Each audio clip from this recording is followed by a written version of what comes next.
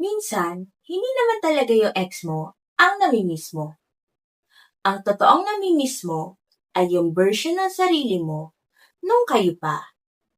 Yung masaya, yung kontento, yung ganado sa buhay. Pero alam mo, hindi mo naman kailangan ng isang romantic relationship para maramdaman mo ulit yun. Kasi, kayang-kaya naman niyang iparamdam sa'yo ng family mo, ng friends mo, at ng sarili mo. Kung gustuhin mo lang. Huwag kang magstay sa kalungkutan.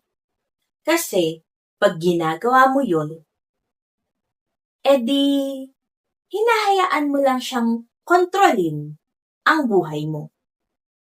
Go back to the original version of yourself. But this time, be better.